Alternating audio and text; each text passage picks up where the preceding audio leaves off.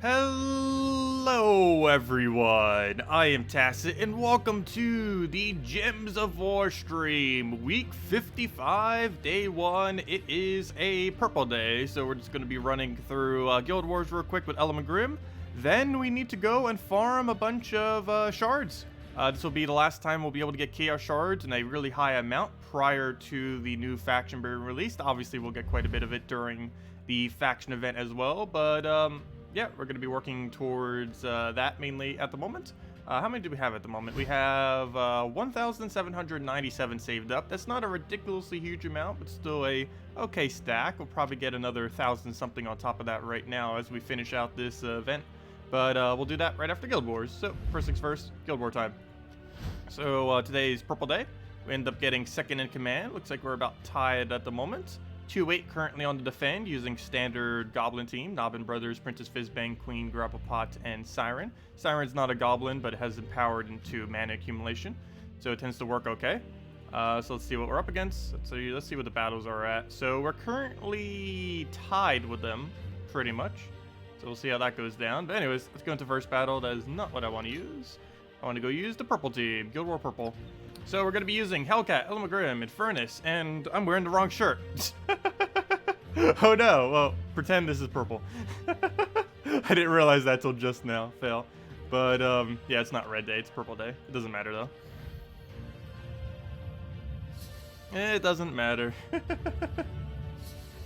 I'll fix that for the rest of the days. Well, some of them I can't really do because yellow green screens and the green screens. Well, actually, if I adjust the green screen prior, it wouldn't. Maybe I should start doing that. Have a green screen variant that can actually have the green and another one that can do the yellow. Oh no, Nobbin's Brothers are doing what, Goblin Team's doing what Goblin Team normally does. We might actually lose this immediately. We just started this Guild War week. What are you doing, Goblins? This is why you use Goblins as your defend team, by the way. If you're wondering why people use Goblins, that is why people use Goblins.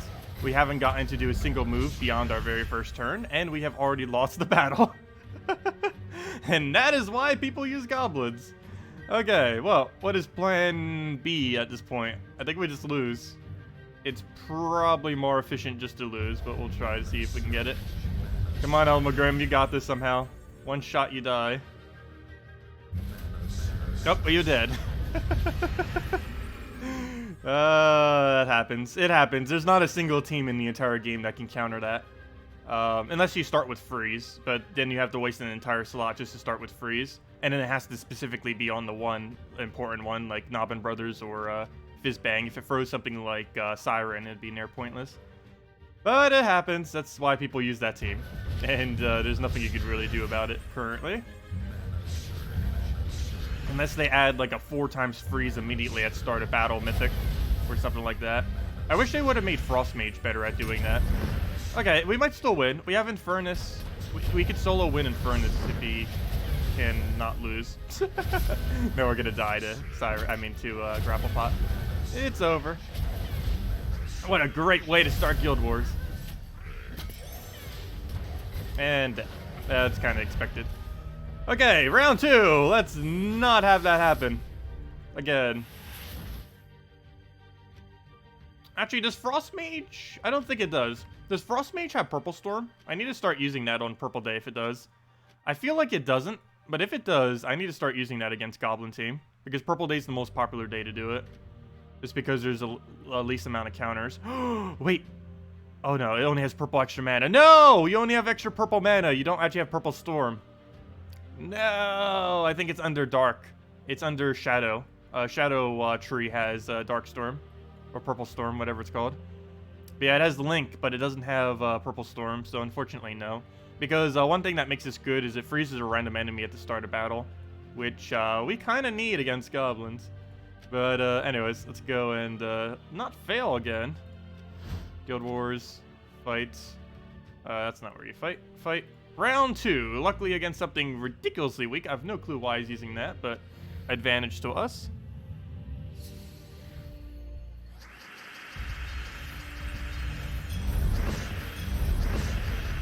Yeah, it's probably one of the most frustrating defense teams. Outside of Guild Wars, it's really easy to defeat. Also on brown and yellow day it is, because you can just run Gob Tromper, which can normally outpace it. But yeah, on days like this, there's just very, very minimal counters. Purple day. A few other days too, but mainly purple. You can put a Queen Mab on your team, but for one, you need to build around Queen Mab, and two, you need to get it down quick enough before they actually get looping.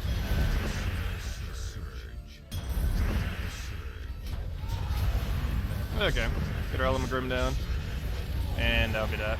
The rest should be a cakewalk, as long as we don't see another Goblin. There's not too many things that this team really loses against.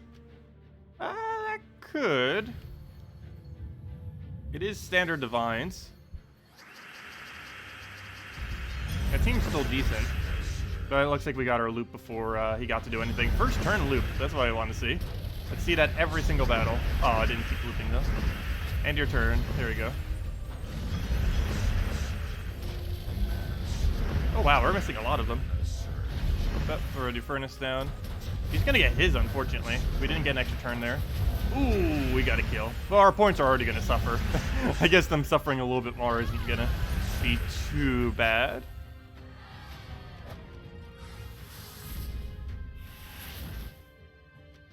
What do we have next? That's pretty easy. I like how the hardest battle is the very first battle. Pretty sure the rest of these are just going to be a cakewalk, yet the first battle was ridiculous with luck. Okay, where's our Hellcat? Got it on green. Get rid of all that. Don't even use the colors. Perfect. Get all the mana. Let's just hope this lands. Yeah, there we go. Keep spamming that. Kind of. Okay.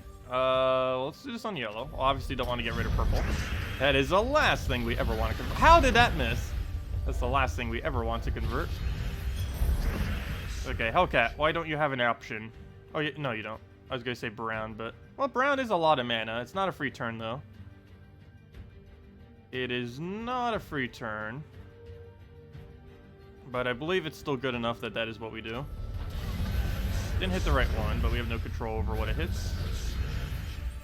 Okay, I don't know why he wasted his turn doing that. Now he just Element Grim. Could have exploded, but he took a gem instead. And the final battle. Ooh, haven't seen Forest Troll Nyx for a while. This team can be a little annoying. It does use Queen Mab and everything. Once it gets going, it can be bad, but we just need a win before that happens. And it's a lot slower than Goblin since it doesn't get a burst of mana immediately. Okay, what do we move here?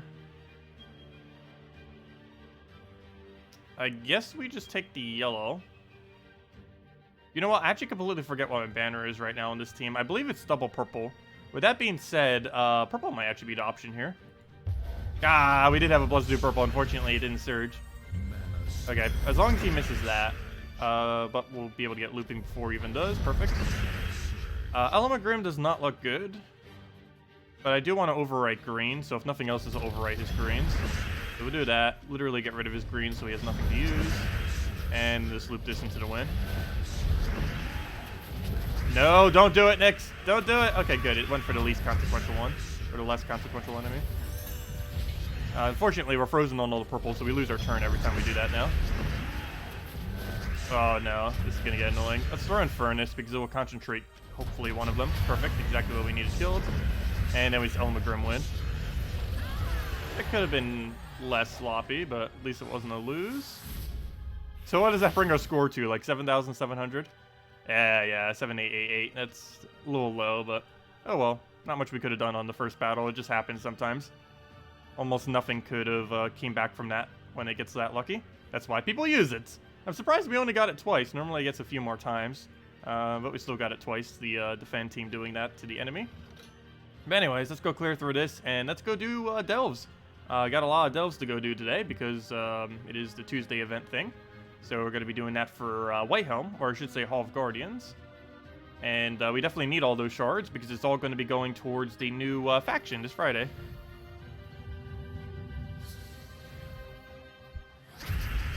Yeah, new faction, it's going to be a little underwhelming. It's probably going to be the most underwhelming faction we've ever had. Mainly because it's not correlated to a kingdom, which is really weird. It's the first faction they're going to be adding that is not associated to a kingdom. It is, but the thing that it's associated with isn't really a kingdom. It's primal, which, while it's technically a typing of kingdom under the category of kingdom, there's no physical kingdom, meaning there's no power level or anything like that associated with it. So there's very little need to actually upgrade the troops compared to all the other ones.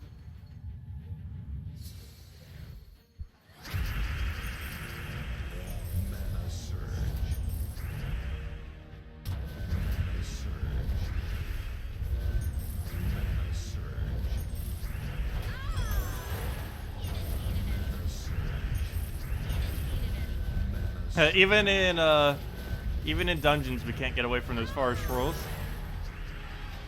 Still trying to troll us.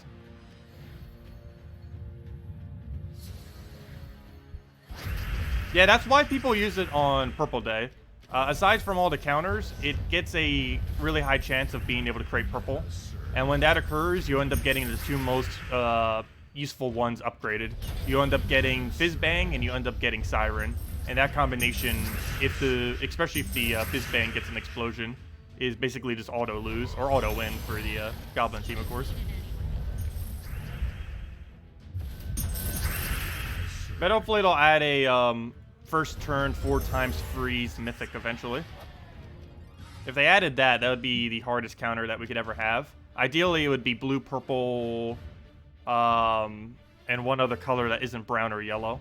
If they made it that, then you could use Gobchomper on brown and yellow, and then you could use the mythic on blue, purple, and whatever the other color is, and then that would just leave one color, either green or purple. I mean, green or red, which wouldn't be countered.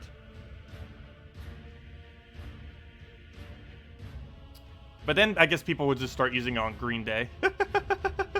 If that was to happen, everyone would just shift it over to green. But then again, Siren doing it onto green isn't that beneficial. It would be if Fizzbang actually got up, but it would only feed Grapple Pot, which is not going to make or break a battle. She doesn't really do anything. Out of everything on that team, it's the one that's going to have the lowest impact. It does the most amount of damage, but it doesn't do any kind of board control.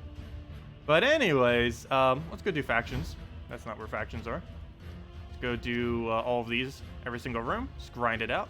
Probably do it with that Mass Gargoyle team. Not the exact Mass Gargoyle team I was referring to. But let's get a Apothecary in there. Actually, wait. What's the... This is a different kingdom. We might have or a faction, I mean. What's the best cheap AoE that hits everything? Behemoth! Is that good enough? Not really. Behemoth has not dated well. It was so good in the past, yet these days it is pretty useless. I feel like they need to increase his amount of destroy. Because basically he's just a weaker version of Bronzok Pistol these days. That's why he's not really used. Ever. He does gain a lot of HP and stuff though. Come on, full AoEs, where are you? I know you exist. Full AoEs that aren't like mythics ideally too. I need like a legendary full AoE. Would be most optimal. Because mythics take too long to get mana at these lower level ranges. Like Guard's Avatar wouldn't want... Oh, Garuda. I'm so tempted to actually put that in. Like a Garuda with a Gargoyle you create? Red Storm, right? Yeah, you summon a Firestorm. We'll give that a shot. But then again, at that point, I might as well just run in Furnace. Gosh. You know what? I almost do want to run in Furnace. We can run Mercy in Furnace. That doesn't sound too bad. Mercy and Furnace, tank up front, go from there. You know what? Change of plan. That'll be what we do. Get out in there. Get a Mercy in there. Put a hero Mountain Crusher in first slot. Mercy, why aren't you showing up? Oh, we can't run Mercy. Never mind. That's why you're not showing up. I don't know why I thought this kingdom had green. Never mind. Scratch that plan. Okay, back to plan A, which is Gargoyle spam into... Yeah, why did I think this place had Apothecary and everything? Never mind, we can't roll that. Let's see. Oh, we could use the Holy Saint thing into Alchemist Moneylender. Ooh. We get to use the new troop. This might actually be somewhat okay for this faction. Alchemist, Moneylender... that's not Moneylender. Moneylender, and Furnace, and just run it like that. Or Worldbreaker. Worldbreaker would work too. Well, yeah, this place doesn't have Submerge. We can get away with Ward Breaker. Or shouldn't. I don't think it does. Well, about to find out. But, oh, but then we don't cover purple. It's one whole less color. You know what? Maybe we just do Infernus. It's fine. Nothing else, he gets Red Storm too and everything. Okay, we'll roll with that. What are we missing? We're missing... Oh, but then our banner has the minus purple. Well, what's the minus blue banner then? Is there any minus blue that has red? I highly doubt it. Wait. No, there isn't. There's a minus red that has blue, but there's not a minus blue that has red. Oddly enough. Like, Frozen Banner would be the opposite of that. But there's no minus blue with red for whatever reason. There's that. I guess it's not horrible, but I mainly only need a double yellow out of that. The rest is not too useful, but... Oh no, I guess we run it. If nothing else, it gets us some more protection, though I'm pretty sure we're not really going to be spamming that at all. It's basically just get Infernus up, cast and win. Is essentially what we need to do. We'll give it a shot. Yeah, I'm probably never going to match purple, so we might just switch back to the other banner. Because it gets Alchemist Moneylender rolling quicker. A lot quicker. So right here, I'm going to throw a blank Alchemist just so we have gold. And to just kill everything immediately. Only slight issue with Infernus is it doesn't evenly distribute its damage, so it's going to do things like that where it doesn't actually get a kill.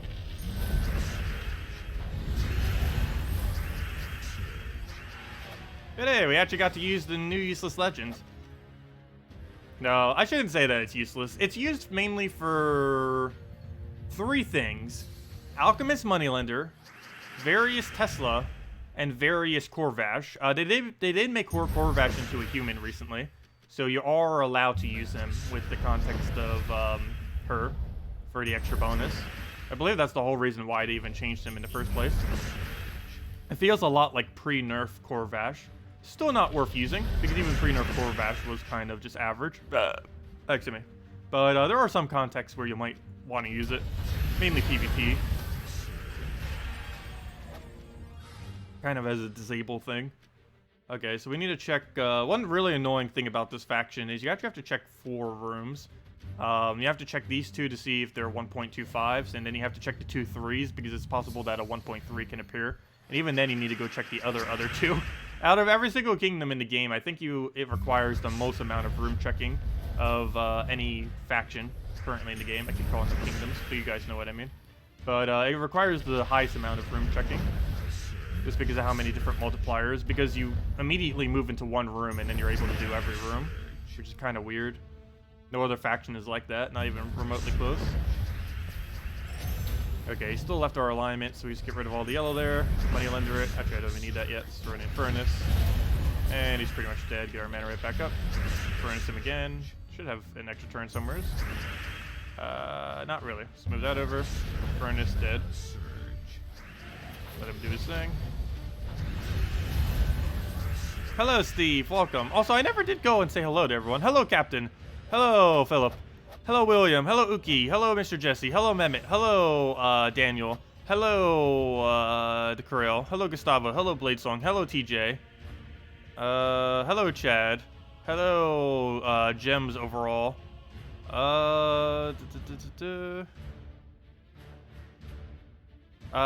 I know, or do you know when Kedar will be next in the drop table? I do not. I don't believe it's coming anytime soon. We had it about 2 months ago, I believe. So I don't know when the next one's going to be coming yet. Your team today was Manacles, Kraken, Spirit Fox, and Queen Aurora. What do you think? Sounds like it'd be okay. Seems a little bit towards the slower side and without a proper mana accumulator. Because you're basically using Kraken as the entirety of your mana accumulation. Oh, actually, you know what? Queen Aurora, I guess. Never mind. What are you feeding blue into, though? Nothing on that team uses blue, despite using Kraken. You would definitely want to consider using blue if you're going to bother using Kraken, because you can loop it with whatever you happen to be using it with. Let's see. Hello, D. Hello, Chad. Hello, RapPF. Do you not get renown on the faction event? You do, but you have to get further than the current renown you have. So we're not going to be able to get any renown in unless we bother to get really far and then try doing pure faction. But it only goes renown. You only gain renown for the furthest you've ever gone. So yes, if you've gone further than you've ever gone before, you would get renown. But if you're just repeating like level 20 to 100, yet you're at like level 300 right now, you're not going to gain anything renown-wise from doing the event. But if you were to go like really far, and let's say you only hit room 150, and then you go and do like 250, you would have moved up another 50, and you would have gained renown for all of that. Yeah, you gain renown during these events, only if you increase your number, though. So we're definitely not going to be gaining any, just because we're repeating over what we've already done. But still need to do it, because we need that loot. You still get the full effect of the loot chest at the end. And we mainly need shards off of it. Shards and ingots, but mainly shards.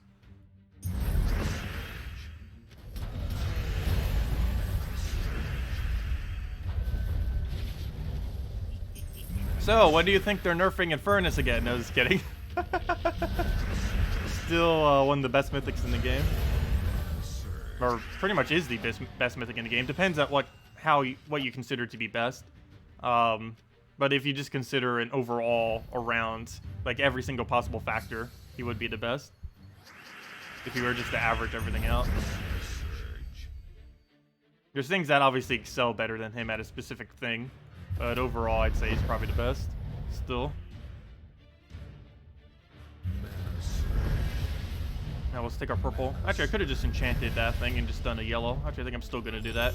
So I'll give the enchant we need to just go use Alchemist here. And then Furnace. And that hits perfectly. Oh, Spirit Dancer. That makes more sense then. Yeah, that's fine. Yeah, that makes a lot more sense using Spirit Dancer.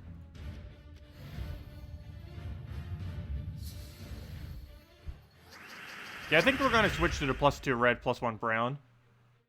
Because we aren't ever going to be using the, actually, +2 brown, +1 red, my bad. Just so we have +2, +2. Mainly because we're never going to be using the, we're never really going to be taking purple off the board. We're just going to be converting and everything. Did he really just get that drained? You're going to do that to us? I can't even cast this because we didn't get the gold for it either. He's not going to create enough gems for it to be worth it. Now we have to play the waiting game of getting all of our mana up. That or just having Furnace solo everything, that works too. There we go. Good job, Infernus. And then we just take this, take the final room, go from there.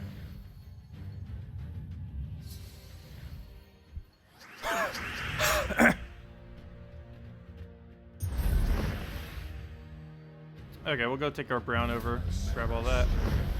Get an Alchemist, throw it on blue. Take that. Put that down. And he's dead. Oh, we need a follow-up. There we go. Skulls will do it for us. Take the final room, and then we'll switch our banner, since we'll finally be able to once switching rooms, or switching delves. Hello, Bogdan. Welcome. Hey, Valraven. Make sure that goes down. Alchemist the purple. Yeah, we can get away with that, right? Yeah. This team doesn't care if it gets rid of purple. It feels weird doing that after just playing Guild Wars. But yeah, we are allowed to get rid of purple with this team. Wait, do you not even have Cleanse? You don't even have Cleanse! What are you doing? You're not even a proper support troop. Get out of here. Though again, Divine Ishbal doesn't have it either anymore.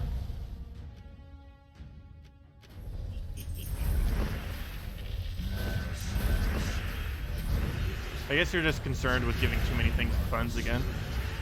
Particularly Cleanse All. There we go. Valraven, level 8 chest. Come on, shards. We got a bunch of ingot shards. Glory got in the way, but oh well. Anyways, let's go and change our banner to the other one. This one isn't helping too much. Even though it's minusing the color we don't use, but still, it's just not that good. So we'll switch to this. This will allow us to have +2 brown, +2 red. So that we can one-turn Alchemist without a Surge. Oh, that's going to feel weird. We haven't been able to do this before, prior to Monday.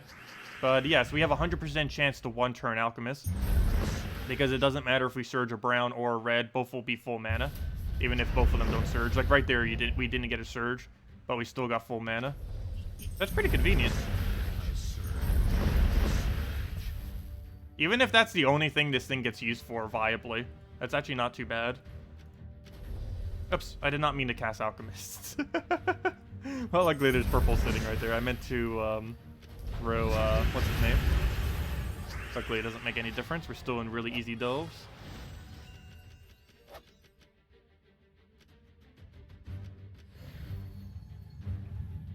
Yeah, one nice thing about when they reworked this, the other patch, it does actually require less delves to win now. Generally, you only need to get up to 9, sometimes 10, but only up to 9. I believe before you had to get up to 10 or 11, but now it's 9 or 10, assuming you move forward the entire time.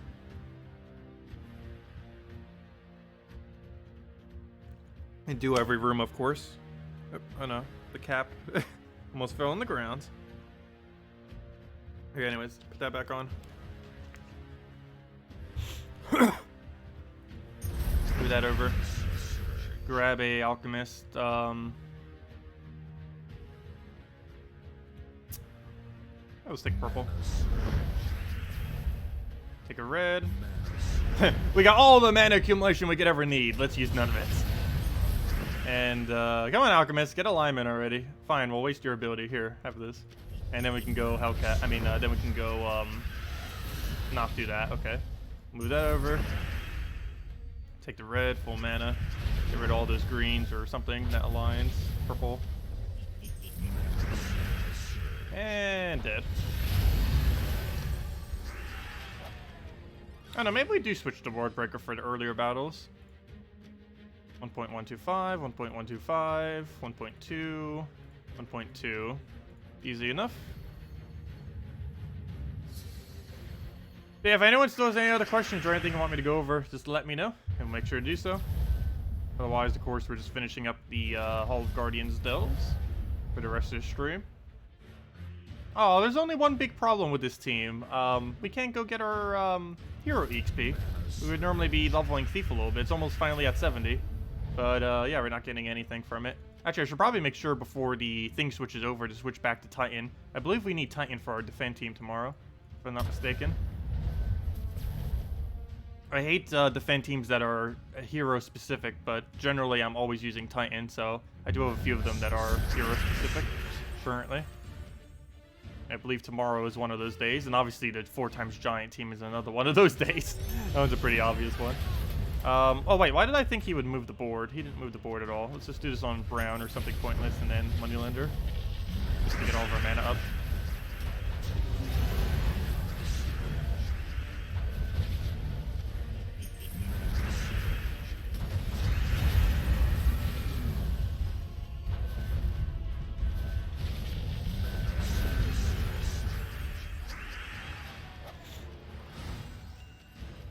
Would the 4x giant team work alright on purple defend?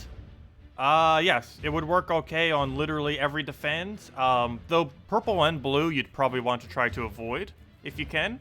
But no, you could technically use it on any day. Biggest issue with purple and blue is both of those two options have the highest amount of freezes. And people might try to counter freeze it. But yeah, pretty much any day is fine with it.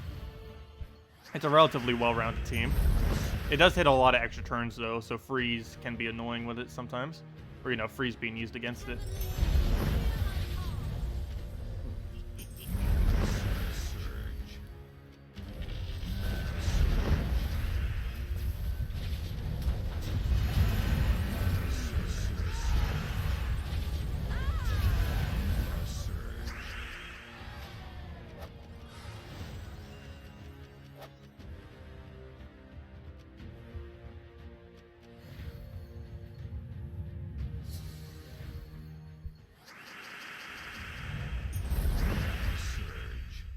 Okay, Alchemist, get rid of all the greens.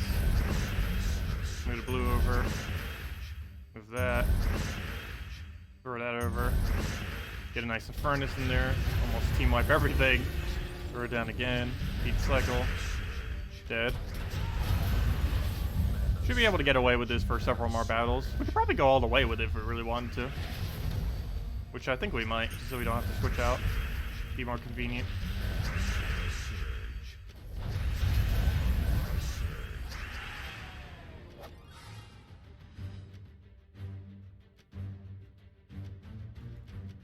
Okay, that's weird. It was two 1.25s, two 1.2s, and two 1.15s. Normally they don't align perfectly. This time they did. Okay, what do we need? Let's get Alchemist. Get that to full mana. Luckily we have alignment. Boom. Give that. Moneylender it. Get a good Infernus in there. Oh, sure, taking those yellows first.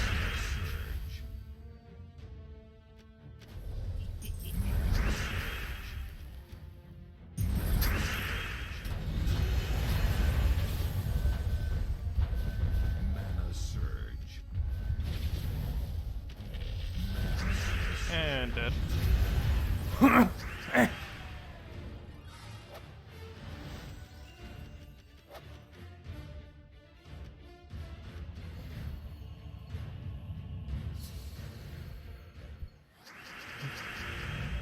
Oh, nice, Bogdan. Yeah, I've done most of them. I still have the rare, I believe, in 2 of the kingdoms not upgraded, though. For Hall of Guardians and one of the other ones, I believe I don't have it upgraded yet. Just because I haven't needed it specifically for a kingdom upgrade. So I guess technically I could have saved 1 blue orb if I had the one of them upgraded from Hall of Guardians. I just didn't want to waste the shards because New Kingdom is right around the corner this Friday. I mean faction. Pretty much if I ever say kingdom, I mean faction. Like 90% of the times these days, I pretty much mean faction. Because they're not adding any new kingdoms for a while. There's a good chance we're getting 0 new kingdoms next year. Maybe 1 at most. But they're mainly just doing factions. Just so that there isn't a billion kingdoms. Because the more kingdoms there are, the more...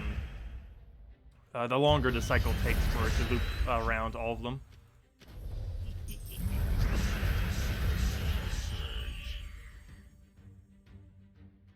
How'd I get so many new cards immediately? You just accumulate a lot of resources, save those resources, and then use them. Like, for example, to get the thing we currently have, the one in last slot maxed, all we did was open about 100 event keys, or 150, whatever it was. We got a little unlucky with it. And then we used a small Orb of Ascension on it, and that immediately got it fully maxed, because we already have all the Treat Stones for it very easily. We have more Treat Stones than we know what to do with.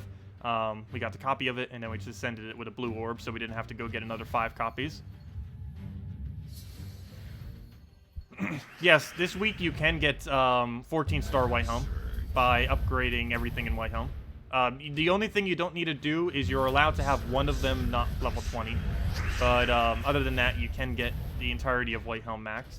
I mean, if you get the entirety of White Helm maxed, every single troop except for one of them at level 20. Then you will get 14 stars. And there's a few other requirements along the ways too, of course. But even if you are nowhere near 14 stars, you can still get easy 5-star and easy 10-star this week. Which is probably what more people will be focusing on.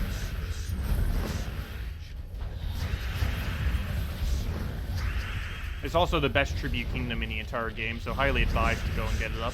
It should be set as your home kingdom, and it should be the highest star kingdom you own. And if it isn't the case, you should make sure it is by the end of this week. You can get the 4 Delve troops today. You can get the, you can technically get even more of these 4 Delve troops this Friday. Oh, a level 10 chest. By using the shards you get on this kingdom instead of the new one if you wanted to. Oh, wow, pure shards on a level 10. Perfect, 166. But other than that, yeah, the event keys this week are going to be really good for getting that upgraded. Okay, do we go for Ward Breaker? I'm feeling like we need a Ward Breaker. Oh no, I'm feeling the Ward Breaker need on this team. There's no Submerge that's going to come up, most likely. The biggest issue is we need a better mana loop. We don't have the Storm anymore, but we could. All we have to do is get her to go cast her Yellow Storm. And, I don't know, he just accumulates his mana a bit more. He also gains more damage over time if he happens to actually land magic. And he overall does do slightly more damage per cast, though he does have a higher mana cost, but he also accumulates more mana, so I don't know. We'll give it a shot, see what happens. It still uses both the 2 colors, and that's the main important thing. It uses yellow and it uses red. Okay, almost no way to do this. We'll just go do that. So we can go use Moneylender. And hopefully have alignment somewhere. Let's move that. Get a cast onto, I guess it's blue for now. And now we can start Ward Breaker spam.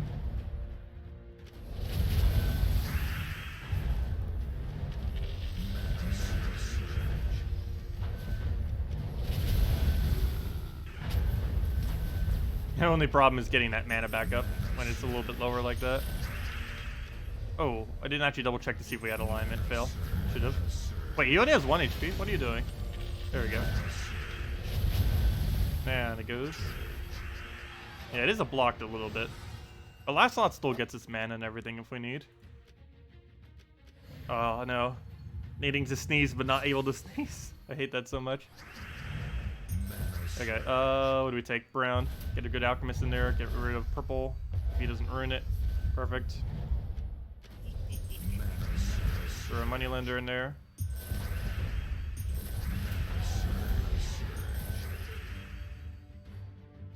Oh, you know what? Do we have alchemist? If we have alchemist, we should go for alchemist instead. In that situation. If we have alchemist up already, we just might as well fill it to Workbreaker. Instead of taking the chance with moneylender.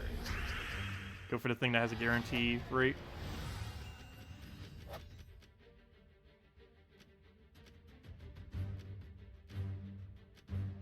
There's the 1.3, and that's why you scout them. Because there's a 1.3 on the level 3 area. Which is always higher than anything on tier 4. For whatever reason, I don't believe there's a single 1.3 on tier 4. But for whatever reason, there's a 1.3 on tier 3. On the lower tier. Doesn't make any sense, but that is how it is.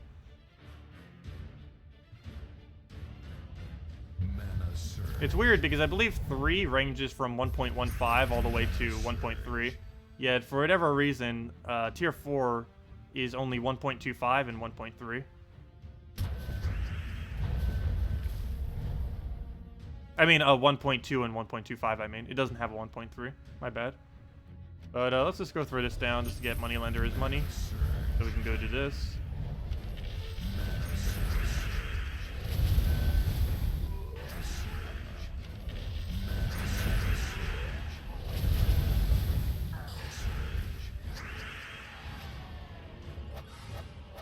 Sorry, what was your question? Why do you do rooms from biggest multiplier to lowest? If it's multiplying them, there should be no difference. No, there is. Because you're getting a bonus per room. So now that we have a 1.3 bonus, we're getting that extra multiplier per room. So, I don't know, what's a good way to explain it?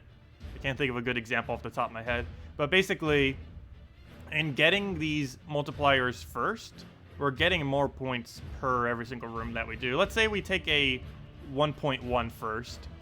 These rooms are worth 100. But actually, I believe it's worth a little bit more than that. They have some kind of new calculation, but still. Let's just say it's worth 100. No, they're still worth 100. It's just they get multiplied by more at the end. But anyways, it's worth 100.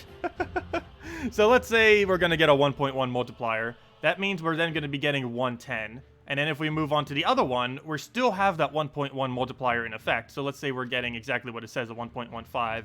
Well, now we have a 2.25 total multiplier, but we're still only getting that extra 1.1 from this one, meaning we're only getting 10 extra points from the one that was a 1.1. But if we were to go and do this room, which was just a 1.3, I don't know why I'm using an example that's different than its multiplier, but this room, of course, we did first because it's a 1.3. So now we're getting a 0.3 multiplier on each one, meaning we're gaining 30 more points for every single room that we're doing.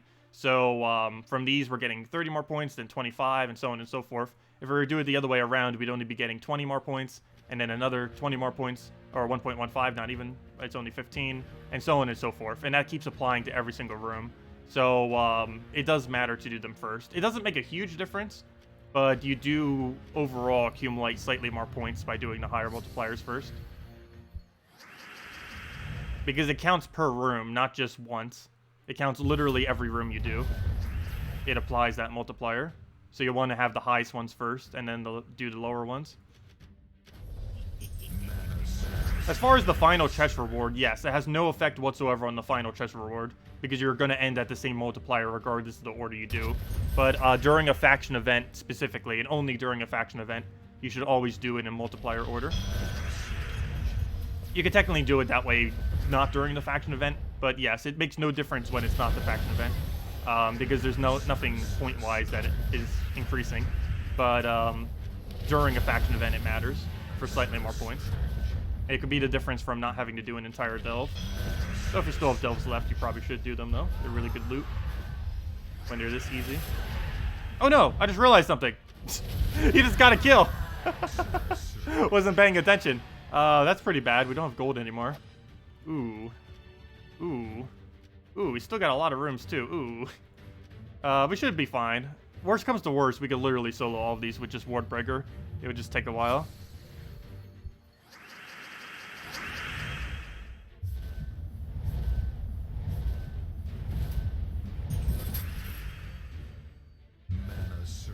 Had that awkward moment when we need that in Furnace. Devour, hello. Never mind. You have immune to Devour, right? Yeah, good. I have not seen him ever get that 5% in Delves. Of course he would when we already lost. Well, I guess I'm testing that theory. I said we can beat the entire Delve with just him. Well, apparently we're going to find out if that's possible. Should be able to. Though there is a chance we just die to him now. Because of how high his attack is. Oh good, he was not smart enough to drain the right one. That would have been awful if he did.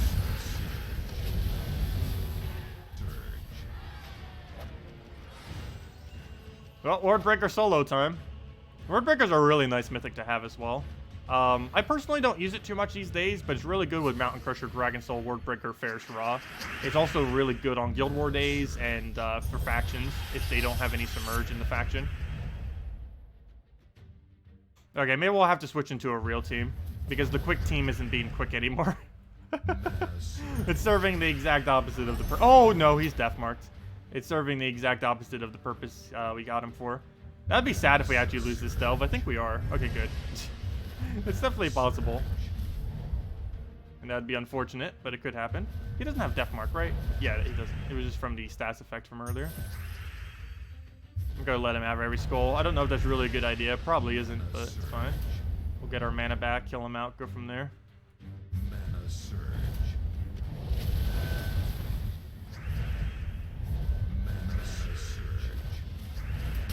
Oh no, don't keep doing that. Come on, almost dead. Alright, I'm gonna have to take the skull. He's getting way too many. Oh no, no, no, no, no, no, no. 2 hits away.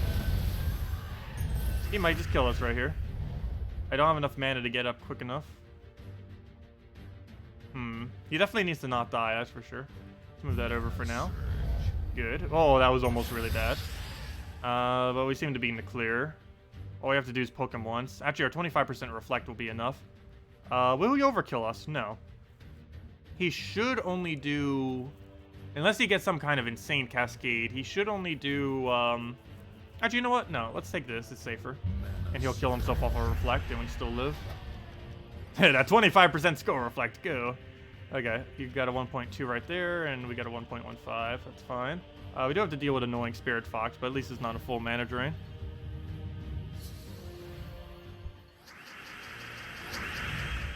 Yeah, we might just bring the Weaver back out. That's what I was using for most of the other ones, like a Queen Aurora Weaver, and it ends up working pretty well. I don't know why I'm not doing that now. We did it most of the other weeks.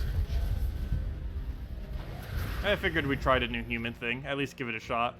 It has the same issue that a double converter always has. Once you lose one of the converters, you lose the rest of the delve, or at least it goes really slow. That's always been the issue with them, and why you don't really see me using them in delves. But I figured we'd try it with that. It's just still not good enough even with the 50% mana start. Alright, let's just get rid of the mana drainer just in case. Get it out the way. Oh no, you keep creating more of them, I forgot. You keep summoning another one every time you cast. If you would actually cast. And he got Spirit Fox already. And he's gonna try killing that. And I don't have enough skull damage to kill it either because he keeps reducing my attack. Okay, at least it didn't drain the right one right there. And that's match.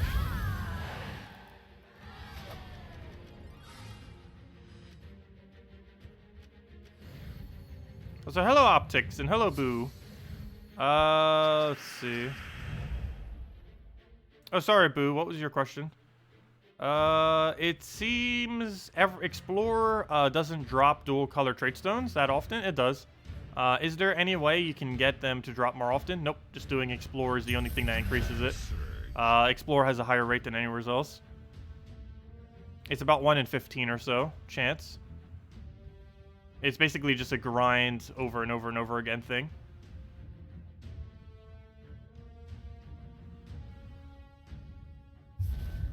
But how did I get so many? I've been playing this game for 4 years now, so we've had a lot of time to accumulate it. Trait stones have only been around for, I believe, about 2.5 of those years.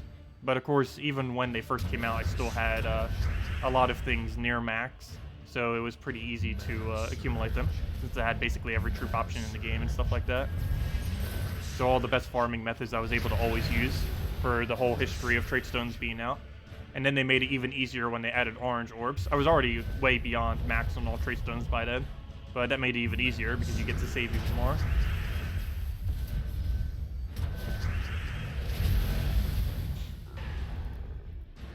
But yeah, we're going to revamp this team after this. I think I'm just going to go back into a Weaver team, what I would normally use.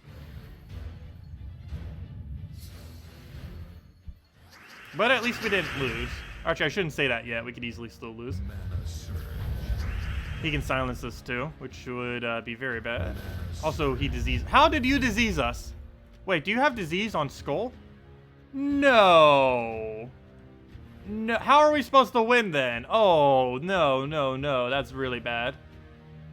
That is insanely bad. We might lose this. I can't take Skull or else we get silenced. And if he takes Skull, I get diseased.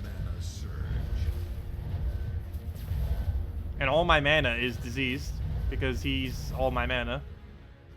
That is awful. Okay, let me keep denying Gargoyle so we don't lose. I also need to take this in a way that doesn't give him anything. As I give him something.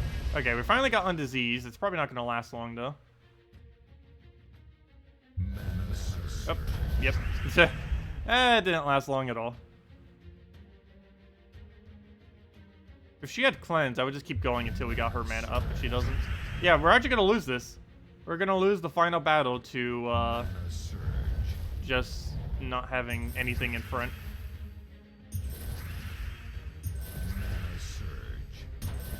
Oh, that was... Yeah, I didn't think that through, did I? Well, at least this allows us to use protection now. So we'll go take that down. He'll go do his thing. Move that over. Give it a boost there.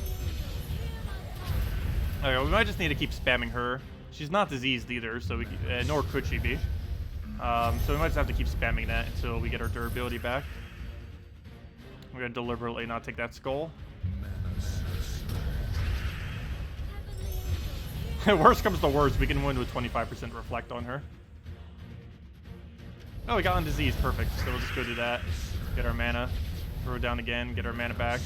Let's do whatever. Beat it. Take our yellow that we need. What else? What else? Grab the yellow there. Alright, we're re-diseased, but it's not going to make too big a difference here. And that's pretty much match. We won. There we go. Okay, that was a lot more annoying and longer than it had to be. But at least we didn't lose it.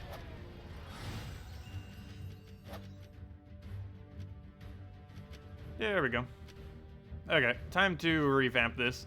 Unfortunately, that doesn't work. Get rid of those. I wanted to try the combo, just isn't going to be viable. So, let's go to Weaver. Weaver. Oh wait, I don't have 2 Weavers? Wait, when did that happen? I never realized I don't actually have 2 Weavers. I might want to go craft another one eventually.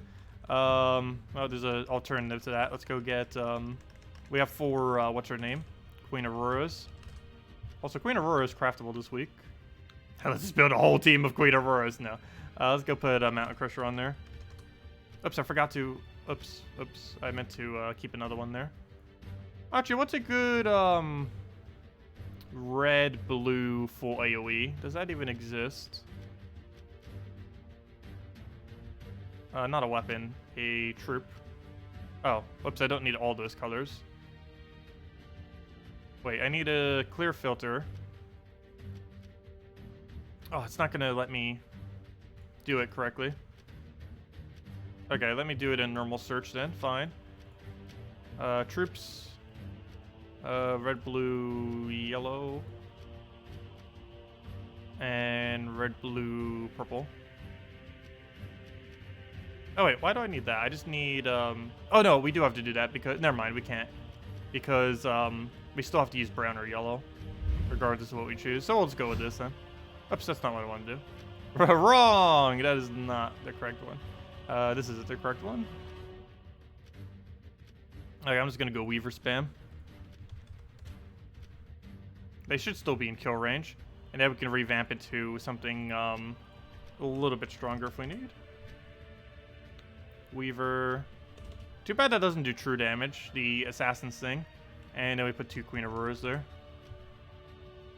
I didn't mean to open chats. Queen Aurora. And we use that minus blue banner we were using at the very first team. And let's roll with that. Should be enough damage. Yeah. It'll be fine. And if not, we can keep spamming it. Hello, Vils. Welcome. Oh, and thank you, Boo. Yeah, we'll have a good Thanksgiving for sure. I'm actually celebrating it tomorrow because my mom's going to be working from Thursday all the way till like the entirety of the weekend. So it's the only time we're going to have to celebrate it is tomorrow.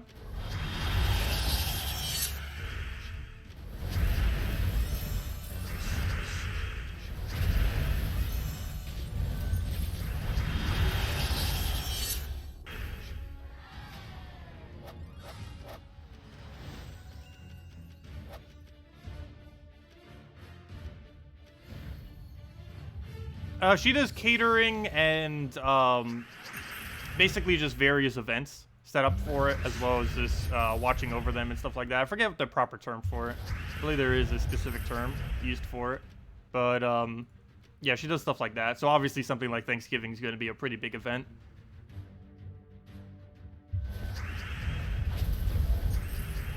What do we need here? We'll take Skull over. I want a Weaver, and I guess we kind of have to Weaver, but I need our brown as well. We'll just web them for now.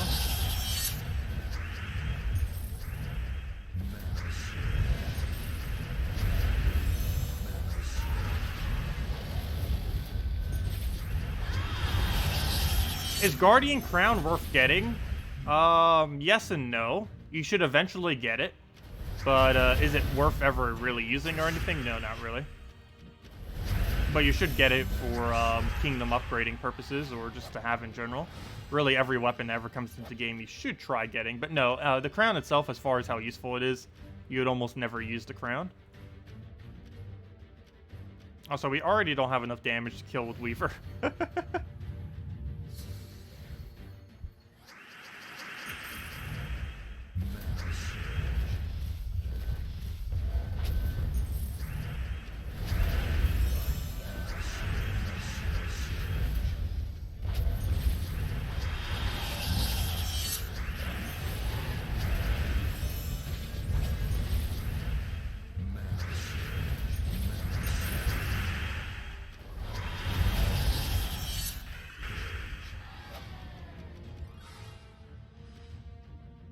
Well, as far as delves are concerned, yeah, I know there's so few viable weapons.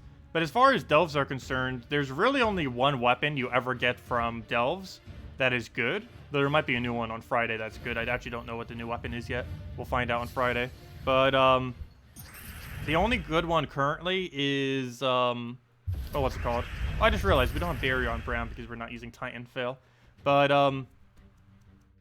it's the Jar of Eyes. It's basically Mountain Crusher of a different color with a summon.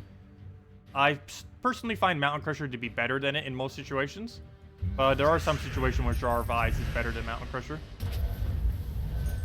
But yeah, the All-Seeing Eye weapon is the best weapon, I would say, from any faction currently. So if you could only afford one, the one from All-Seeing Eye would be the one to do. So unfortunately, that was the one that was available last week, so there's still a few weeks before it rotates back around. Yeah, Jar of Eyes, I believe is what it's called. It's the one from All-Seeing Eye faction.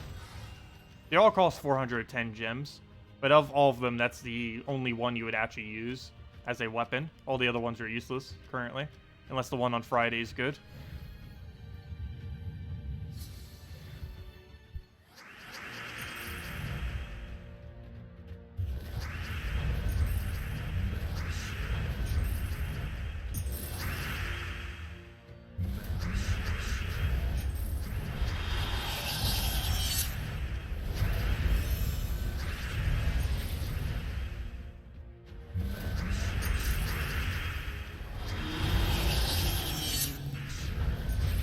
I should have taken those yellows first.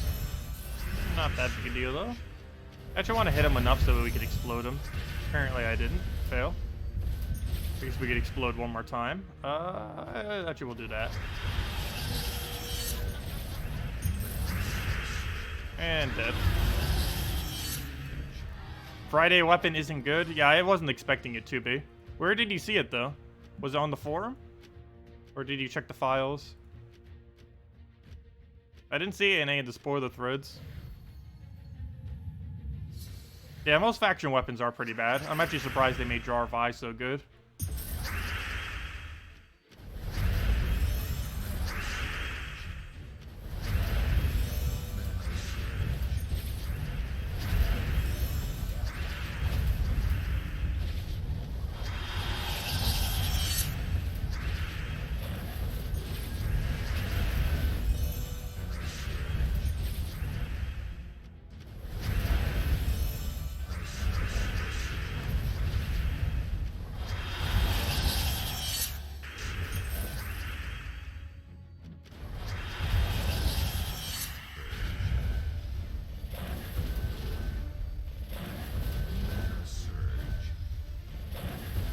You're allowed to end your turn. There you go, finally.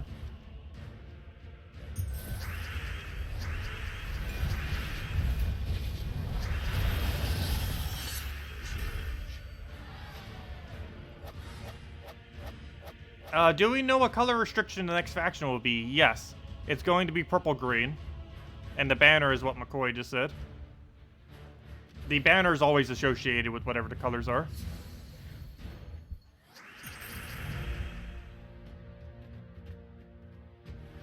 Yeah, the faction's coming this Friday, so we'll know everything then.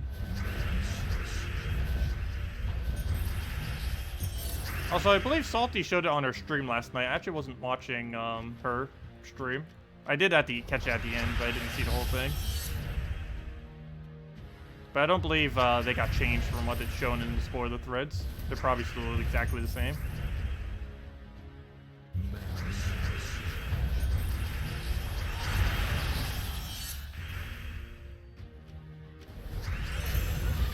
Oops, we're webbed. We only get one explosion. Fail. I should have just taken the green.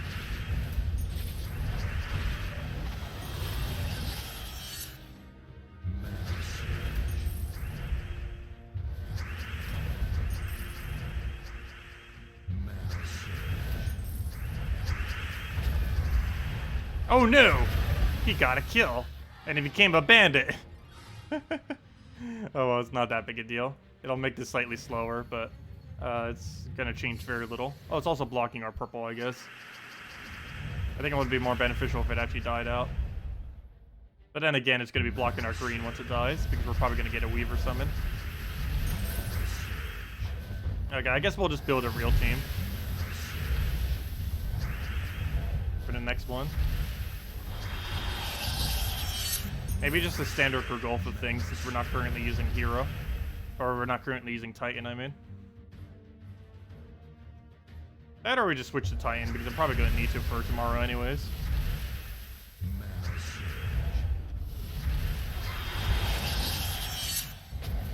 But then if I grind more tonight, I won't be able to do it for Thief.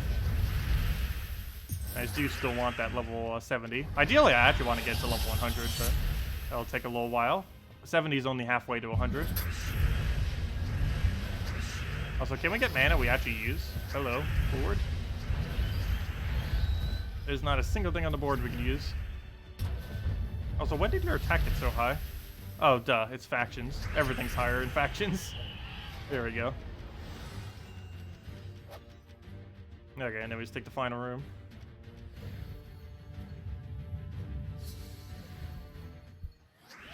Yeah, the game does freeze a lot. That's something that they need a Unity update for, before it fully gets fixed. Hopefully it'll happen eventually. They have made some improvements to it, though it didn't really help too much. But they are completely aware of it. I don't think anything's coming next patch to make it any better, though. Oh good, he silenced that. That's actually beneficial. That got silenced. Makes it easier, not harder. And every single time we scroll him, it just gets re-silenced.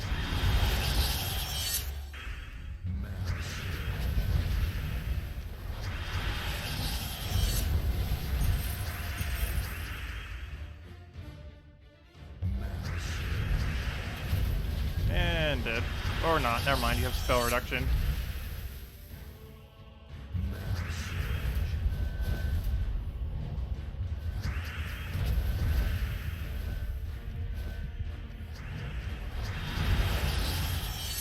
Don't they use Mongo Dawnbringer for the game instead of I said I read DB as Dawnbringer instead of database. That's funny. That is funny. Don't they use Mongo database for the game instead of relational database? They did in the past. I don't know if they still are though. I'm actually not fully certain on that. You'd have to ask them. But anyways, let's get rid of this team for now. I'm almost leaning towards just doing more towards standard divine. That or, you know what, let's go switch to Titan. Let's see. Do we need Titan for tomorrow's Guild War? Tomorrow's Guild War is... Red Day. I believe we actually get away with using Thief again. Yeah, we don't need Hero for that. So you know what? We'll keep our Thief currently set as we have now. And we'll go and do Delves just with like a Gorgoltha or something. And do it like that. I think that'll work best. So we'll get our Divine Ishbala in there. Gorgoltha... Divine. Where to go? Divine Ishbala. That's just to make sure skulls are non-threatening. And then we just go and furnace into anything. And the easiest way to get that mana would probably be Alchemist, so ideally would want to use something that uses a different color. What are we still missing? We're missing green or we're missing blue. So probably just a green then, so we could use the current banner route you have set now. Wordbreaker is not divine. Is there a good green divine? There should be. It seems like something that should exist. Let's see. Clear filter. Want divine and add green to it. Oh, yeah, duh. We could just run that. That makes sense. I believe I was actually running this at some point as well. But we could easily run it for lower level stuff. There we go. Okay. Oh, I wish this was +2 green, +1 yellow, though, instead. I don't think there is a banner that does that. But oh well, good enough. And we'll just run it like that. Gorgoltha with all that. And now we can just keep spamming Infernus over and over again. We were using Astra earlier. But, I don't know, the things that we were using with just were dying too quickly. So we ended up retiring the team. I did try that initially just to see how it would go. But they died too quickly. It's not worth it. But yeah, bring a Diviner back. I used to use Diviner a lot at the lower level range of this, so might as well bring it back to do it again. This was almost the original team I created when I first started doing Delves during the beta. Actually, I think this was the exact team I used. This was pre-nerf, though, of the Divines, but it's still pretty good after the nerf.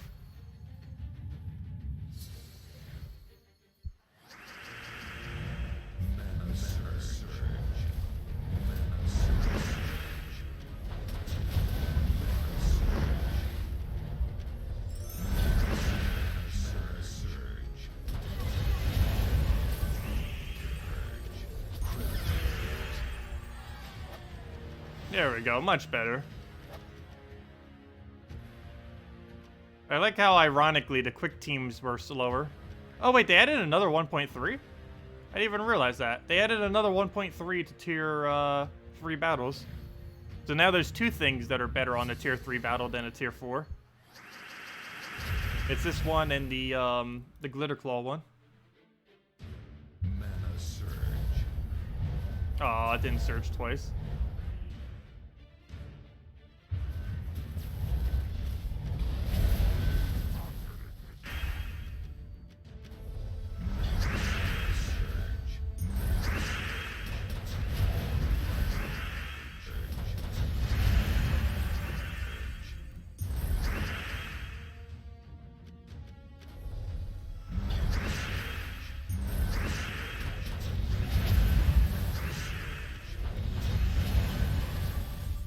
You ran Mountain Crusher, Cockatrice, Megavore, and Weaver? Sounds pretty good.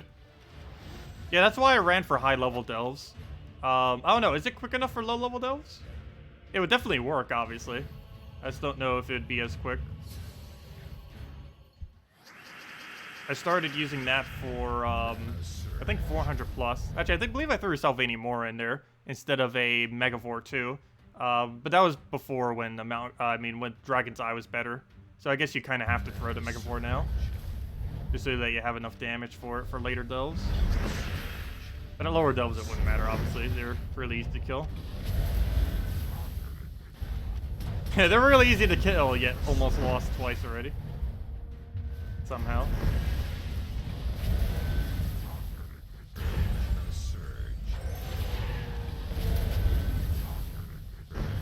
Oh, so let me go get a redeem code after this delve and go give one out. Salty did give more, so I don't need to be as lenient with them. I just wanted to make sure we had enough for the rest of this week in case she didn't get back to it on Monday. But she was able to get to it last night, so that's nice. Oh, also, they were hinting at Nintendo Switch last night. Ooh. I hope they actually do release on Nintendo Switch. That'd be pretty cool. Especially since I recently got one. That'd be nice to take it on the go. Because at this current moment in time, I don't bother paying for a phone because I just don't really... I wouldn't really need to use it. So I don't bother paying for one.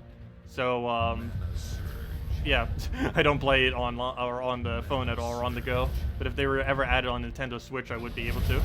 On a nice large screen. Or, you know, not like gigantically large, but larger than a phone screen.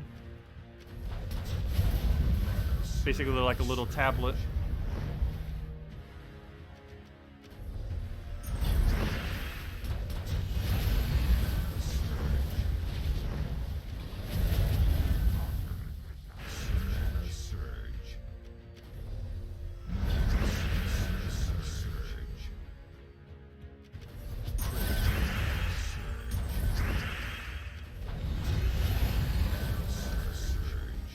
Should we get 2 for missing one yesterday? We didn't miss it yesterday. We missed it on Sunday, right? Today's Tuesday, right? Yeah, it should be. Yeah, today's Tuesday. We definitely gave one out yesterday, didn't we? I'm pretty sure it was only Sunday that we skipped on it.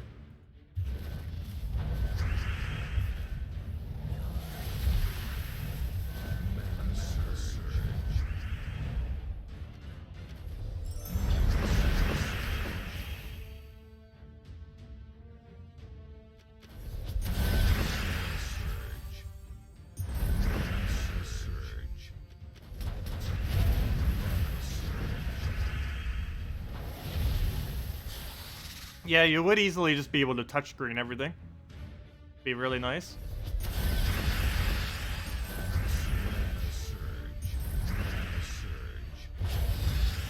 It almost guarantee wouldn't be cross-platform, unfortunately, though. I believe there are games that do have PC cross-platform with it in mobile, like Brawlhalla, I believe has PC cross-platform. Don't know if it's on mobile, though. But I know it has PC cross-platform with Nintendo Switch. I don't know if they would be able to do that with the game, though. But I don't believe Nintendo has as harsh of a policy with that compared to what Sony and Microsoft has. So they might actually be able to get cross-platform for Nintendo Switch. I hope they do. That would make things a lot easier than having to start from scratch. Though to a degree, they might almost want to not deliberately do that, or at least not initially. Just because that might be really intimidating to people who just start up, if literally everyone around them is, like, maxed. Because that would be a lot of new players all at once. But if everyone was starting in a new economy, then it would be a little bit more balanced for everyone. Well, it will 1,000 times not be cross-platform.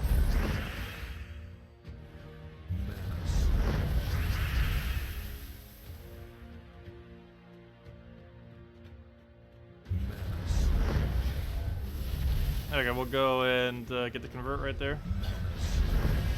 Regulf everything. Furnace it all. Yeah, she gives a lot of redeem codes out in her stream, but that's mainly because she only streams once per week. Whereas we stream literally every day, sometimes multiple times a day. sometimes multiple times a day of the exact same game, like Gems of War whenever we do it on Friday and Saturday. Oh, why'd I take that? That was a complete waste. Also, where is all my yellow? He doesn't even... Oh, yeah, Dark Maiden. That's what did my yellow in. I almost feel like doing this just to put some more yellow on the board, even though he hits us with a few skulls. He's not killing for Gurgulfa anytime soon.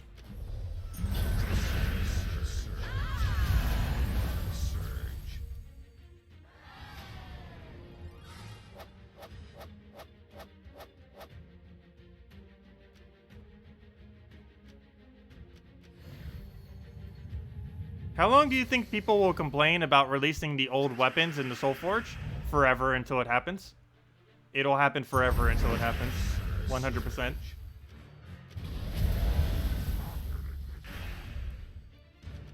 I personally feel like they should add at least some other method to accumulate them.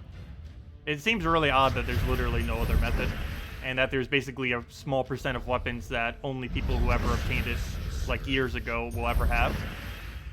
The first one that normally comes to mind is like the 2016 rocket that was given out for New Year's 2016. Very, very few people have that. That was like right when the game was pretty much starting up.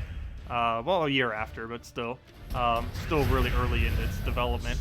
And a lot of people don't have that weapon. It's not a like ridiculously good weapon, but there are still some ridiculously good weapons that basically don't exist by any other means, not even through money. They just don't exist in any way to be able to obtain them. It's kind of weird. Like, they have all this content that exists within the game that's, like, officially released and everything, but they're just not offering it in any way. Not even through money. Like, some of it's through money, but some of it's just never been available in any other way other than when it first released for 1 week and then never came back.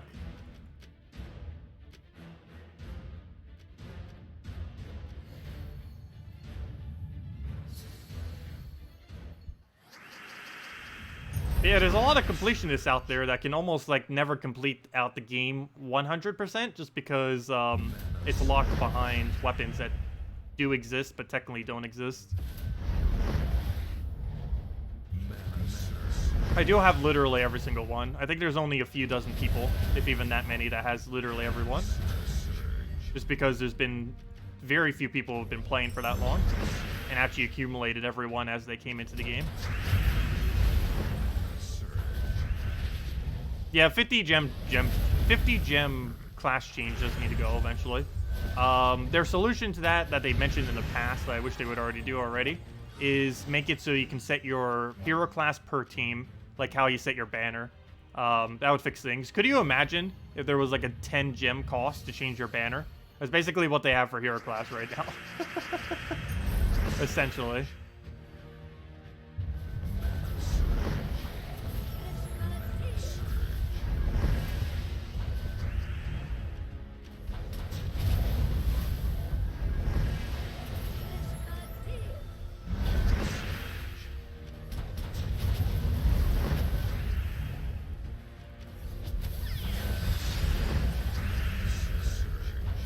See you, J-Vills. Have a good day. Yeah, Divine Protector's pretty nice. Though Divine Protector is available. They do it during some events. I forget which ones. I believe Bladed Land? No, I can't even remember when it came in. Maybe Droxzoom? But no, it was Sin of Mirage, I believe, has it whenever a Sin of Mirage event comes around. But they have had it available once or twice for $5. So it has been available by at least some other means. They probably made a lot of money off actually doing that, too. They probably made several thousand off of that. Just because they did nerf Divines when it happened. Like, before it happened, right before. But still, it was still good enough, and still is good enough that people will go for it. Even after the Divine nerf. Actually, what is the current weapon currently available right now? Let's see. Oh, it's useless. Don't buy this. Oh, they increased the amount of Ultravert ingots you get now, though. It's 16 instead of 10. Or was it always that many? I don't remember. But, it's a useless weapon, don't bother. It's a really old weapon, though. Wait, has this one ever been available for buying? It might not have. This is a really, really old one. This, I believe, is year 1 weapon. Like 2014 weapon old. Or, I mean, 2015. No. Yeah, 2015. Like, I'm pretty sure this is February or March 2015 old. So, yeah, I believe this is actually one of the weapons that they haven't offered yet. So, I don't know. Maybe for collection purposes, it might be nice. That's a lot of money if you're going to collect all those old weapons, though, with money. It would probably end up costing around, by the time you actually got all of them, it'd probably be somewhere around, like, $200 or something. Something absurd.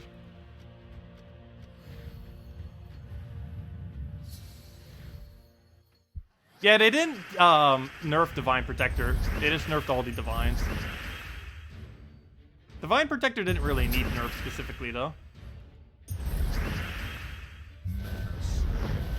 I still don't agree with the Divine Ishbala nerf. Ubistet nerf, I guess he kind of needed it, but I don't know. He was nerfed so hard that he's just not viable for most things now.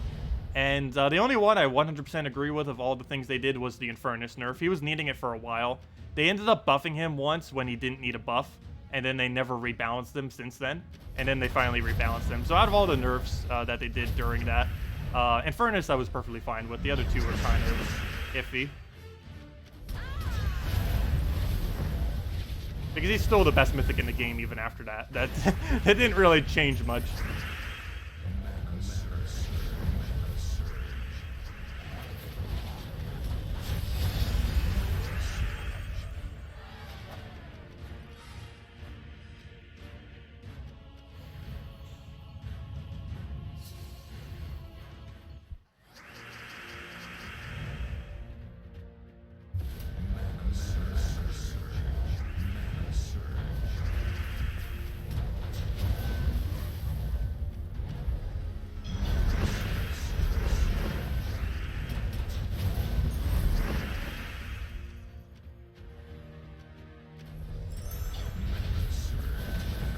Do you think they will change Dragon's Eye to transform again since everyone is complaining on the forum? Are they? Oh no, I think Dragon's Eye is perfectly fine right now.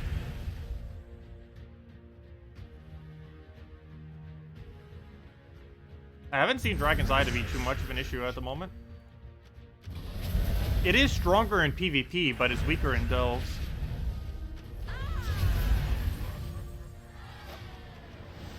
And it's still viable in delves.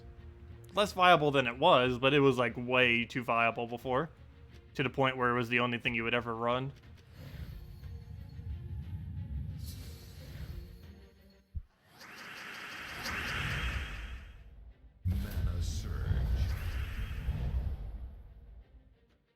Delves did get a way slower after they nerfed Dragon's Eye though.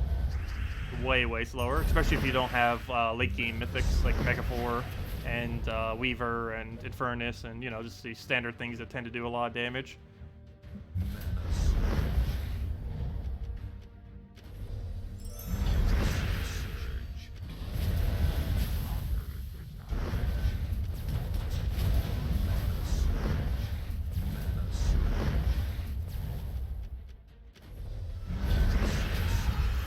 Hey, we got a magic buff, yeah, finally.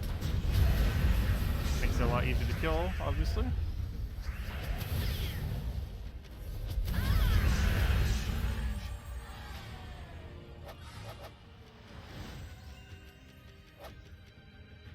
Well, you can still mana drain it. The only thing that's slightly annoying is stealthy Dragon's Eye. It's pretty powerful. But you can outkill it quick enough. You can also use those baby dragons and get them into bigger dragons that are then viable. There's just a bit of a delay on accumulating mana with it. Or with other similar threats, you just kill it quick enough that it can't do anything. It only uses one color, so it's pretty easy to disable if you need it with like a disease or something like that. Not a mechanic used that often, but it is something that can deal with it. Just anything to slow it down some. And then kill it out before it does anything. Or just keep draining it with anything.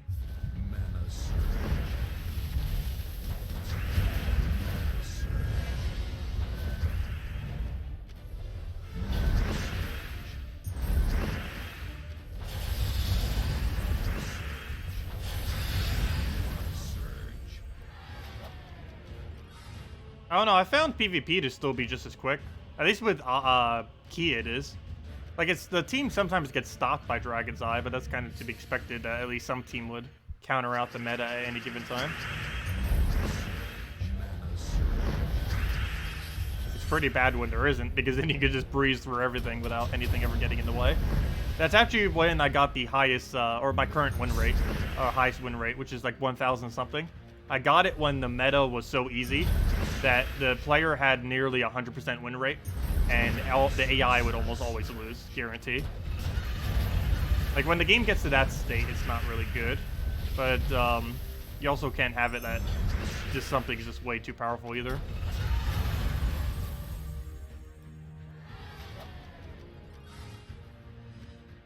But there have been instances in the game where the AI, like basically what's meta for PvP from the player perspective, is so strong that the AI will never win against it.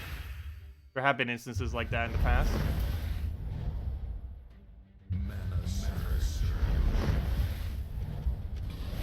Hello, Questor, welcome.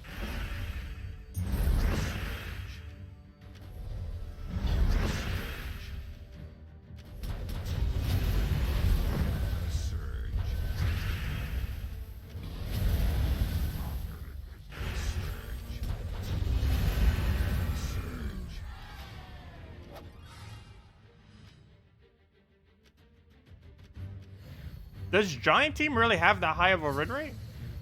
It's a little bit towards the slower side from what I remember. Like, it's good, but it's slow. Normally in PvP, you'd rather have the slightly lower win rate, but you'd want to have a quicker team. Because if you lose, there's no consequence, and you can just immediately retreat, even on their turn. They actually added that a while ago, almost like a year and a half ago. But we didn't used to have it for a while, but we do have it now, where you can retreat at any point within a battle, even if it's their turn. At one point, you were not able to retreat on the enemy's turn, but you can now.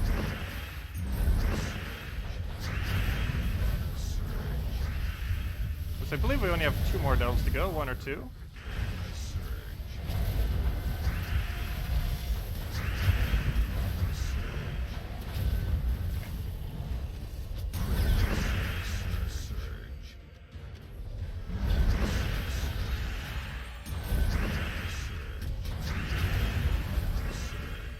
Yep, I do not have mana. Trying to use his ability while silence. Good job. Somehow he's not dead.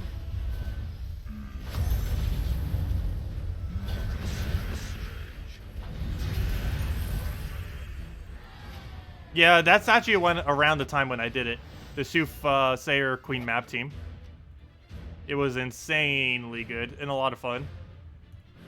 Back when Queen Mab was the most broken thing in the game.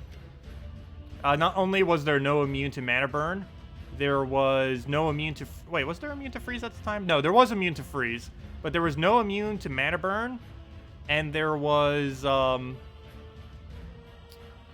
was the other thing that made it really good?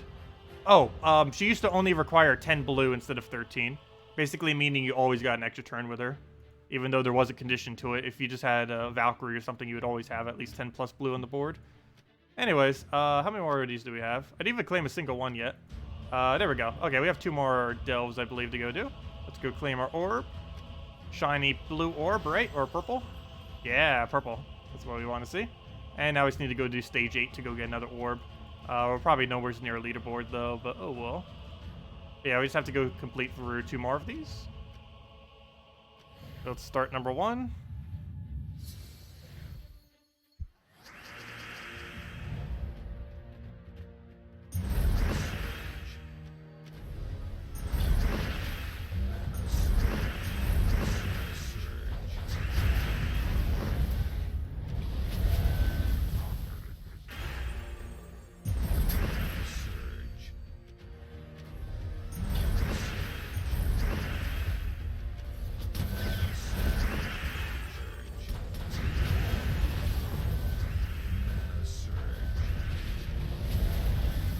Why did I do that? I could have just won with a skull.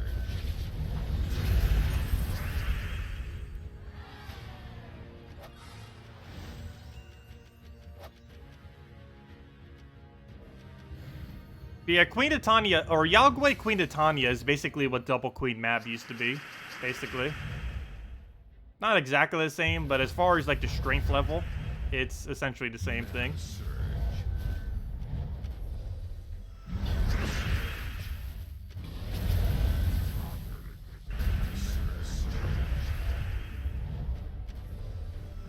The biggest issue with it is they're not immune to freeze, whereas Queen map was immune to freeze, and still is. It's just now that things have immune to her mana burn, it just isn't as viable anymore. Plus, it requires more blues, which was also a pretty big hit. I should have taken that skull. Oh, we still can. Yep, and I did this without finding alignment first. I always do that. Should have taken those blues. Wow, we don't even have a 3. There's nothing to use that for.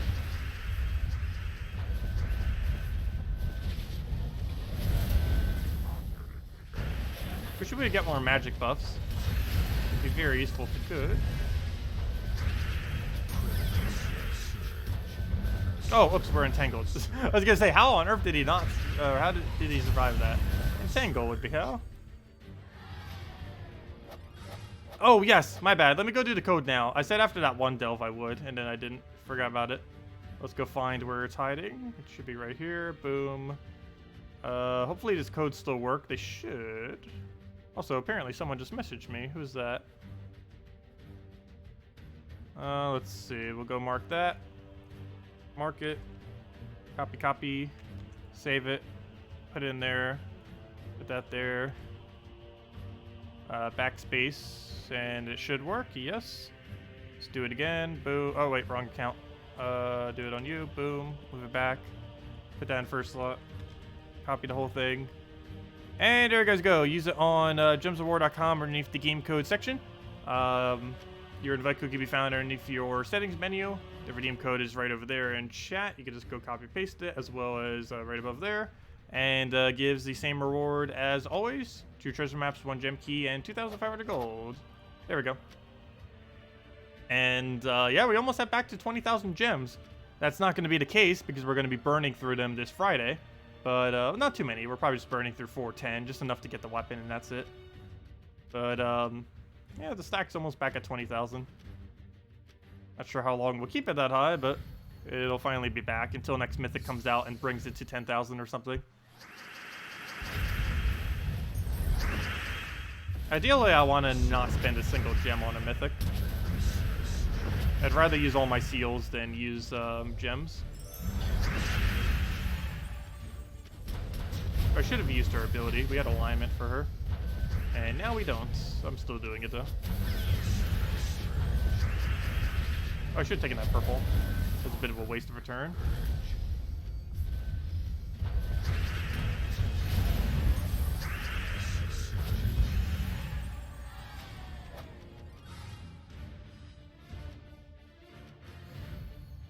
Surprised we haven't found too many bullets, so that does make things lucky at least.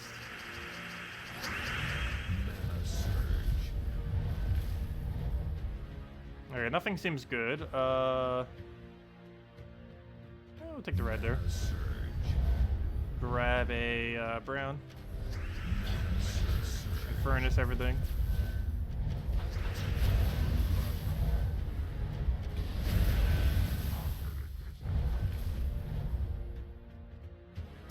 What else we need? I guess it's a yellow surge. He'll get a bunch of greens there. Oh, he doesn't even use green. Well, that's perfectly fine.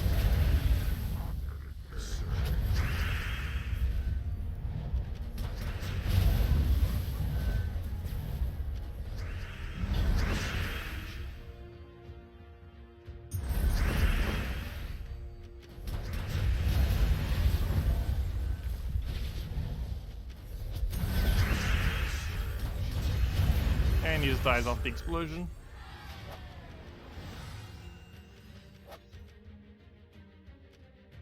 Okay, how many shards do we currently have after all this? It looks like we'll have about 3,000 going into tomorrow. Or maybe a little bit less than that. I mean, not tomorrow. Well, I guess into tomorrow, but mainly into this Friday. And then from the event itself, we should have about 5,000 to use. But 3,000 initially, that should be enough to get a good enough pure faction team up. We definitely want to make sure we have that, because I will be trying for, I think, 150 or 200 pure faction. I'm not fully certain yet which one I'm going to go for. But we're going to definitely be doing at least one of them and seeing how it goes.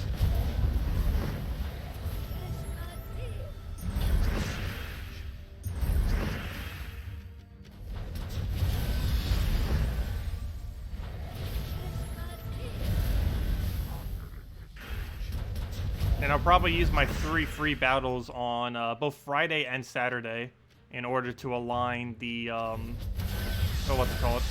To use basically our free battles to attempt pure faction. Mid-range pure faction, not maxed, obviously. There's no way we're doing maxed. I don't know, maybe we'll even try up to 250. I don't think the troops will be able to be good enough for that, but I don't know, at least we'll try 200. We tried it for the most recent faction too, but we were only able to do 150. They just had too much screw damage, and I wasn't going to keep wasting battles on it. But now that we finished every faction, we can go and waste a bunch of battles on it if we want.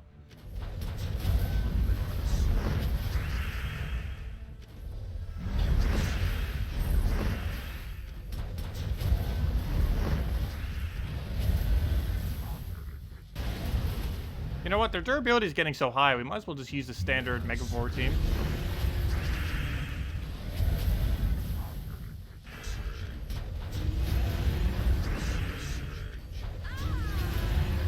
Oh, no problem, Nick.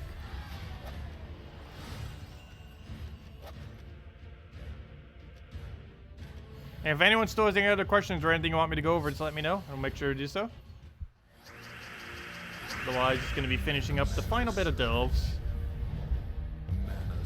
And don't forget, we do have a new faction this Friday, so you do want to be stock up on shards and stuff, just so that you can get it upgraded and everything immediately. Do keep in mind the troops from the faction are not associated with a kingdom, though. Or well, they are and they aren't. They are, but it's not a actual kingdom. It's primal. While it's a type of kingdom, it's not a actual physical kingdom, meaning there's no kingdom stars related to it. Meaning it's actually the lowest value thing to ever obtain, but you'll still need it for a pure delve team to get some more faction renown.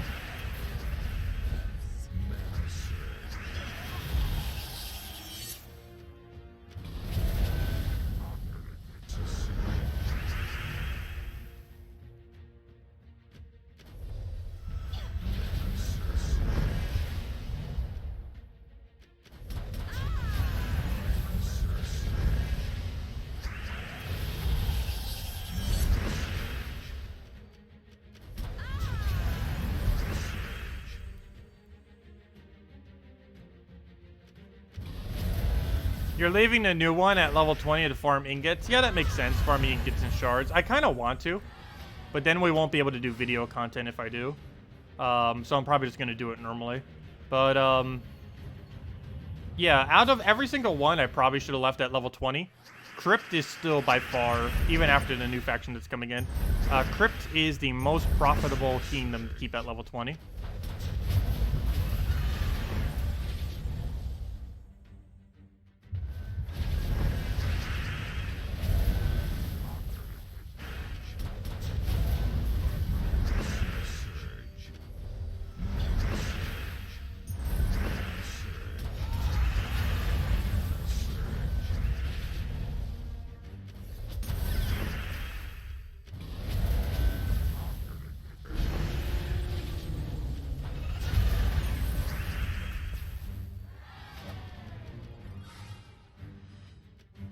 Why is Crypt the best? It has 1.5 treasure rooms.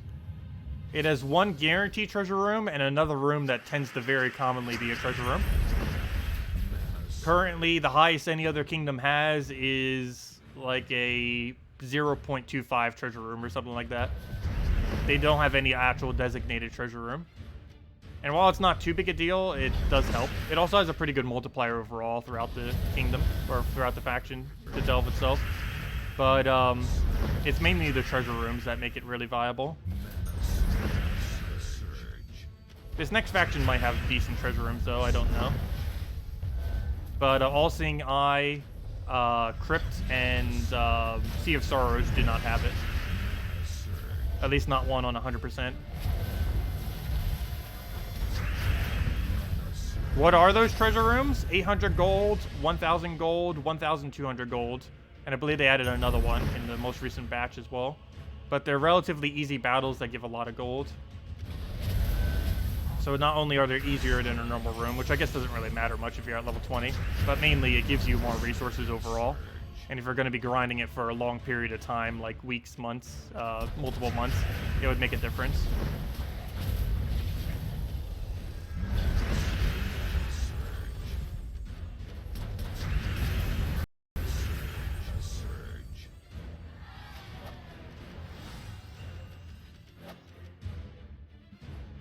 Yeah, I can go show it real quick since we don't need these delves. If I go in here and go into this battle, you'll see right here, this is a treasure room 100%. It has 1,000 gold.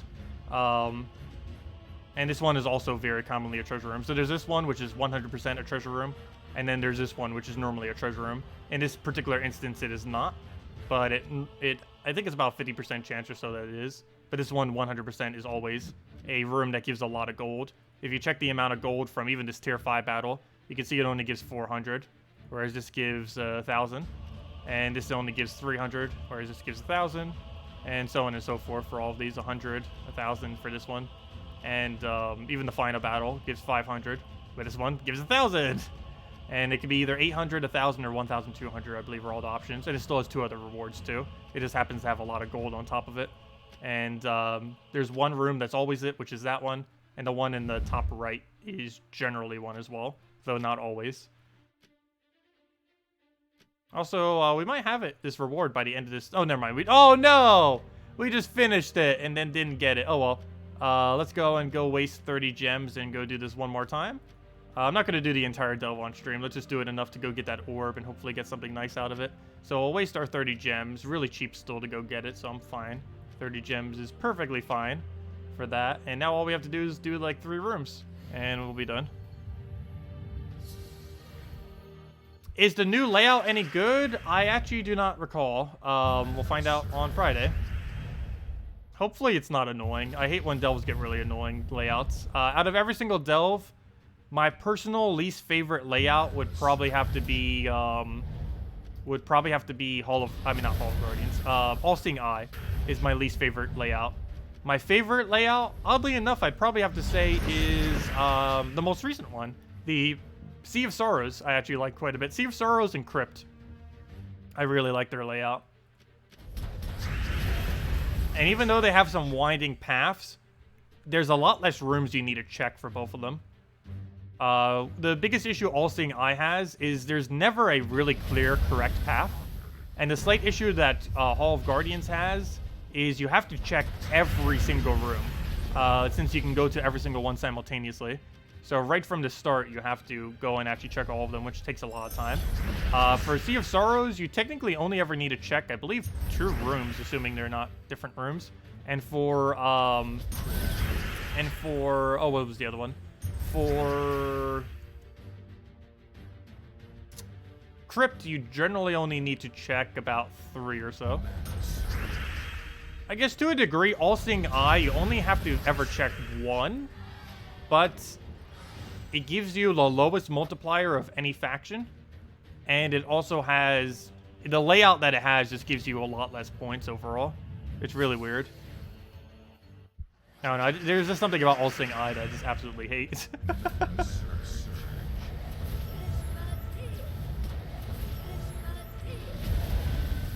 You only got a growth orb off of it.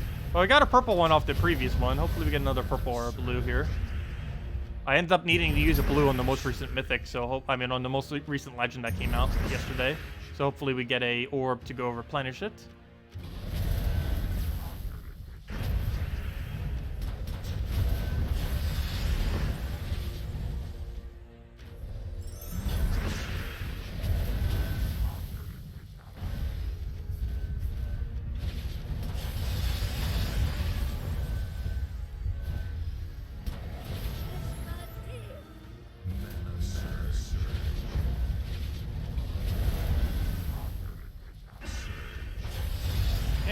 Down it goes. Okay. And that should be enough, right? No, we need one more battle. Oh, come on, we're so close. Okay, one more battle will do it. Let's go check the rooms. No, no, no. Okay, we'll do this one. And that'll be it.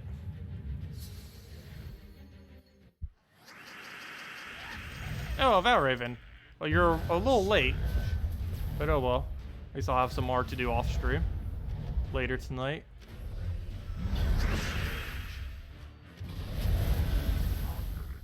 Oh, don't you dare leave. That's worth like 100-something gems if you leave. So it wouldn't really matter too much, but still, that would be awful. Gorgolfa, get a free turn. Go, go, go, go, go, go, go, go. Yeah.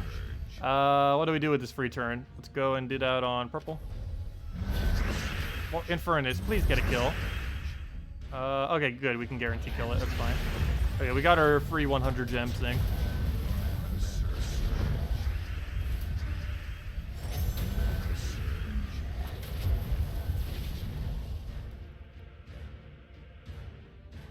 No, he didn't get away. He almost did. If we wouldn't have extra turned that Gorgolfa, that would have been a 30% chance we wouldn't have gotten it. But luckily he extra turned. One of the few times I really desperately needed it. Actually, there's a lot of times we desperately need it. But luckily we got it there. I didn't really need that Row Raven, but of course getting it's nice. Just to have those few free battles to go get some more resources off of. But anyways, that's it. Let's go claim our final reward. I'll do the rest off stream, since it's just going to be the same small little grind. And it's only an orange orb. Nothing good, unfortunately. But at least we got a purple off the first one. And all of that only cost us 30 gems. And we still have some more shards to go gain. But yeah, we still have like 3 more devils to go finish. That will easily get us to about 3,000. So we'll have all that to throw in a new faction. This is the first time ever I'm actually saving some shards for a new faction. So we should have it... we should have the faction stuff to legendary pretty much immediately. I don't know exactly how many shards it takes to max one. I feel like it's towards 10,000.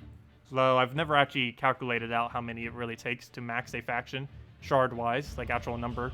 But hopefully that will get it at least to legendary, or a pretty good chunk in there. But anyways, guys, I'll be back tomorrow.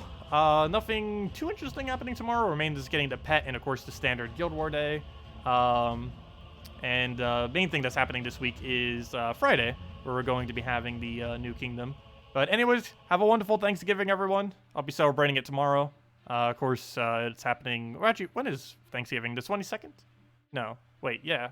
Right? I can't remember what day Thanksgiving is. That's pretty sad. But I'll personally be celebrating it tomorrow just because of how scheduling is with everything.